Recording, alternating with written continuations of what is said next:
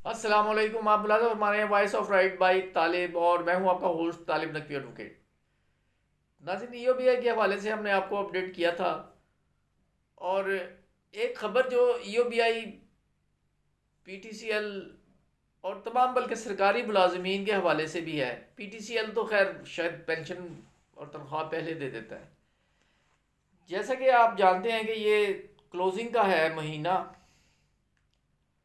اور اس میں چھٹیوں کا جو ہے وہ شیڈول کچھ اس طرح آ رہا ہے کہ دو تین چھٹیاں، یکم کو بینک ہالیڈے ہے، تیس تیس اکتیس کو ہفتہ اور اتوار ہے، اور یکم جنوری، اس طرح 3 دن آ رہے ہیں۔ تو سندھ حکومت نے تو یہ اعلان کر دیا ہے کہ وہ اس ماہ کی تنخواہ 29 دسمبر کو دے دیں گے۔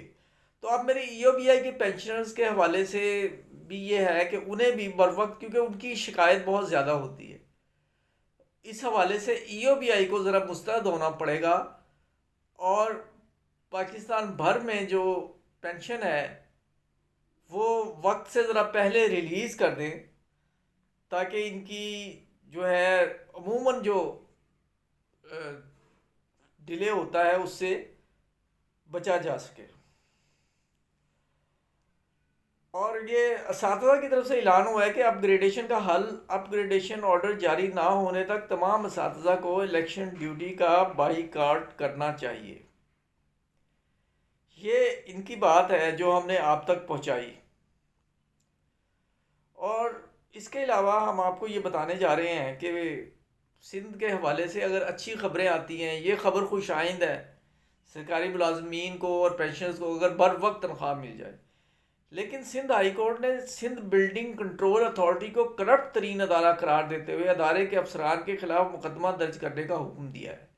جسٹس ندیم اختر نے ریمارکس دیے ہیں کہ ایس بی سی اے صوبے کا کرپٹ ترین ادارہ بن گیا ہے۔ بلڈرز، مافیاز اور ایس بی سی اے کا گٹھ جوڑ غیر قانونی تعمیرات کیوں ہونے دی جاتی ہیں؟ پہلے شہر میں غیر قانونی تعمیرات ہونے دی جاتی ہیں، توڑنے کی باری آئے تو ہاتھ کھڑا کر دیتے ہیں۔ جسٹس ندیم اختر کی سربراہی میں 2 رکنی بینچ کے روبرو ناظم آباد C1494/9 میں غیر قانونی فلور مسمار کرنے سے متعلق درخواست کی سماعت ہوئی، اور بلڈرز کے جو وکیل تھے انہوں نے موقف دیا کہ جب تعمیرات جاری تھی تو ایس بی سی اے کے بندوں نے کہا کہ غیر قانونی تعمیرات روکنے کی بجائے پیسہ دے دو، کہا گیا پیسہ دے دو، سسٹم پیسہ مانگ رہا ہے۔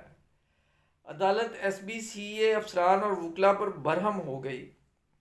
عدالت نے ریمارکس دیے کہ جس ایس بی سی اے کے بندے نے پیسے لیے ہیں اس کے خلاف بھی مقدمہ درج کرائیں۔ جب بلڈنگ کا نقشہ منظور نہیں ہوا تو غیر قانونی تعمیرات توڑی کیوں نہیں؟ Director S B C A central Aamir Kumar Jafri نے کہا کہ عمارت توڑنے کے لیے جاتے ہیں تو مزاحمت ہوتی ہے۔ جسٹس ندیم اختر نے استفسار کیا کہ جب مزاحمت ہوتی ہے تو وہ پھر کیا کرتے ہیں؟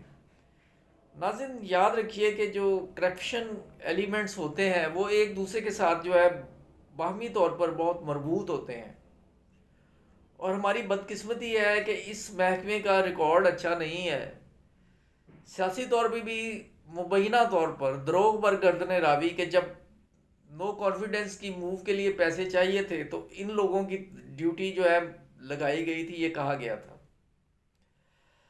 اور اب یہ کچھ تھوڑا سا ہم بات کر لیتے ہیں کہ اہم ترین مسئلہ پیدا ہو گیا ہے، یہ ٹیچرز کا کہنا ہے کہ مردانہ کالج میں بھی خواتین ٹیچرز تعینات ہوئی ہیں، اور جن سیٹس پر انہیں تعینات کیا گیا ہے وہ سیٹیں مردوں کی ہے جن پر وہ 100% یعنی 100% غیر قانونی طور پر ملی بگ سے قابض ہو چکی ہیں، جبکہ قانون بہت واضح ہے کہ جن کی بھرتی ہی فیمیل سیکشن کالجیٹ برانچ میں ہوئی ہے انہیں کس طرح اور کیسے مردانہ کالج میں میل سیٹ پر تعینات کیا جا سکتا ہے؟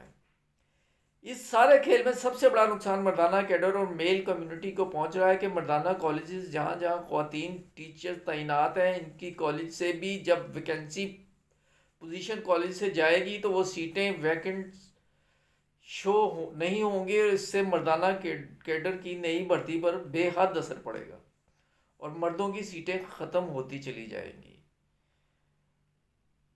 ناظرین، ایک تو اساتذہ جو ہے وہ ہمارے لیے بے حد قابل احترام ہے، اور خواتین جو ہے ان کا احترام اپنی جگہ، لیکن بہرحال کسی کا حق جو ہے وہ نہیں مارا جانا چاہیے۔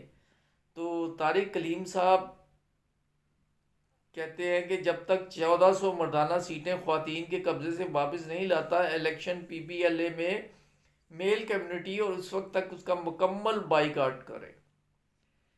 یہ خبر ہم نے آپ تک پہنچا دی۔ نیشنل بینک آف پاکستان کے جو لوگ ہیں وہ پینشنر حضرات، اب وہ بھی احتجاج کی سوچ رہے ہیں، اور پی ٹی سی ایل کے حوالے سے بھی ابھی گفت و شنید زیادہ جاری ہے، عملی طور پر کچھ نظر نہیں آ رہا۔ ناظرین، اگر سبسکرائب نہیں کیا تو اپنے اس چینل کو سبسکرائب کر کے بیل آئیکن کو کلک کر کے آل کا آپشن۔ Thanks for watching.